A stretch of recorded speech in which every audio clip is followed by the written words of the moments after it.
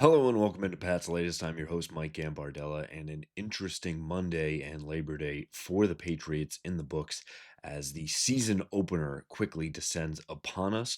We get the news of Mike Vrabel's first captain's class and some surprising info around that from turnover from one year to another. Also, what's the latest on Christian Gonzalez, and will he actually be available against the Raiders in week one? And a little bit of a deep dive into that matchup and a special X factor from the before the most shocking roster revelation thus far. Before we get into everything, make sure you go down and subscribe for the channel, get in the comments, and let us know what you think about the captains for 2025. If Christian Gonzalez is actually going to be out there against the Raiders in week one, and who you see as the X factor for this New England Patriots team. Also, make sure you give us that like, and after this one, go back and check out all of our old episodes so you know what's going on exactly with your Patriots at all times.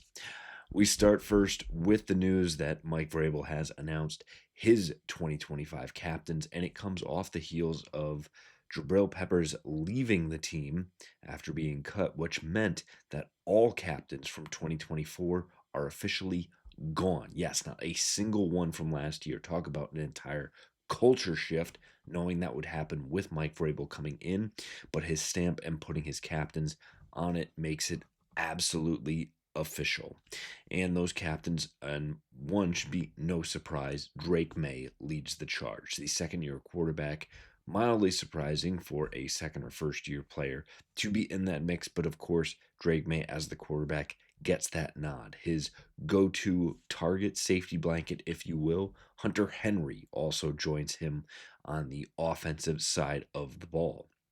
On defense, two new additions, but one not so much for Mike Vrabel, as Harold Landry, the defensive end linebacker, gets the nod, along with Robert Spillane, the Raider, who has joined the Patriots. And again, not really a surprise for anyone who's been paying attention. An absolute vocal leader that has been a true part of this turnaround for the Patriots, at least in the offseason part of the schedule. Additionally, Marcus Jones, the cornerback from Houston, gets a nod as a captain, and one that should be commended as he has really worked his way as a vocal leader for this team. And finally, the Patriots All-Pro, no, not Christian Gonzalez, Brendan Schooler, the All-Pro special teamer, who could see some time in the defensive backfield, gets the nod as well. So that rounds out the new captains for your New England Patriots. Again, not a single one from 2024, all new for 2025. And interestingly enough, Kalavion Chasen gets the nod as a game captain in the first game of the season against the Raiders for Mike Vrabel. And again, he had worked his way, probably will get the start, had leapfrog Keon White as well. So again, keeping that in mind and something to watch for in that Raiders game and taking a deeper dive. Also looking with the defense and what is going on with Christian Gonzalez. We know he had that right leg hamstring injury about 6 weeks, over a month ago, and has not practiced, and becomes even more concerning because he did not practice on Monday either. And the media members in attendance started peppering Mike Vrabel. What's going on? When can we anticipate? Vrabel's quotes around it is, I wouldn't anticipate him being out there today, which he was not. Hopefully he improves, but he's working hard and trying to improve. Again, a lot of coach speak within these answers, and get used to it for most of the season here. Vrabel went on to say he wants to be out there. I think this is good for us and for Christian and the team to try and not be frustrated. Obviously, these things happen, and it's how we respond to them. It's how hard we work to get back, communication, all the things that he's doing. Just continue to work hard to get back and try to make sure that we're doing everything we can to help him.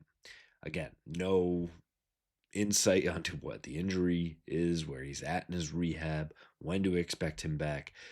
We said yesterday, don't be surprised if Christian Gonzalez is not out there in week one, because this team needs to make sure that that type of injury is fully healed before he gets out there.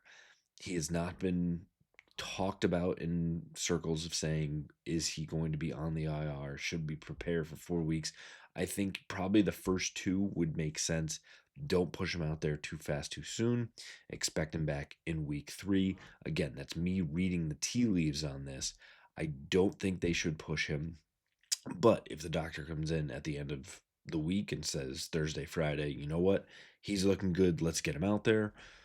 Absolutely get your best defensive player on the field whenever possible, but be smart enough not to rush a guy back from an injury that could flare up later in the season. Additionally, from the Raiders, a wrinkle to everything going on is Josh McDaniels, the former Raiders head coach, and there is more on the line for him in this game, opening up in his return to Foxborough and getting a chance to, quote unquote, stick it to potentially his old team. Why would he want to do that? Obviously, being fired from a team, that's going to stick with you. There is another caveat to that, as one of the Raiders beat reporters has gone on record on X by saying the Raiders fired him on Halloween, which is of record, but also added that it was while he was trick or treating with his kids in Las Vegas. When you find out the news of something, that can stick with you. Now, remembering that, getting back into coaching after taking a year off, how much does that play into everything? I'm going to say he's a professional and is not going to let it seep into what he's game planning to win a football game. But if the Patriots get into a position where there are chances for Josh McDaniels to get into his quote unquote bag a little bit and pull out some interesting plays or have an opportunity to step on your opponent's neck and really push the pedal down when applicable, don't be surprised if you see that either. Is that possible? Is the follow up? Well, let's put it this way. When he was back with the Patriots and had a rookie quarterback by the name of Mac Jones, and he was throwing to options named Kendrick Bourne, Nelson Aguilar, and Jacoby Myers, well, that offense put up 27.2 points per game, good for 6th in the NFL. Not too shabby. Also, Hunter Henry was there as well. What does he have for it this year? Well, swap in Drake May for Mac Jones, Stephon Diggs, Pop Douglas, Kayshon Boutte over the wide receivers mentioned. Also, Hunter Henry back, and throw in Austin Hooper for good measure. Not too shabby at the end of the day. And oh, the running backs are a hell of a lot better now with bringing Ramondre Stevenson and having Antonio Gibson and second round pick Travion Henderson. May we see a McD revenge game? Odds are betting yes. Finally, we wrap up with the Jabril Peppers and Kyle Duggar news and the shock that it's actually been reversed. Everyone at this point, last week or 2 weeks ago, or even 3 weeks ago, was seeing the tea leaves of saying Kyle Duggar will not be on this team, and Jabril Peppers seemed like the logical holdover. No one had it actually being Kyle in and Jabril out. So when media members started to catch up with Kyle and asking him about, seeing Kyle Duggar be there and Jabril Peppers not, Kyle added that it was indeed a shock and said it's definitely shocking.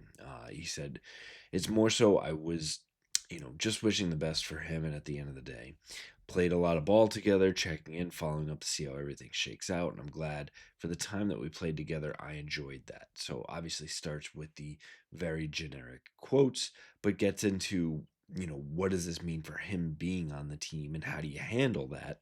And he said, you've got to be flexible at the end of the day. It's not so much what's going to change, it's when. And that's very astute by Duggar because this is a guy that is gone from a starting safety in the NFL to now running scout team for the New England Patriots.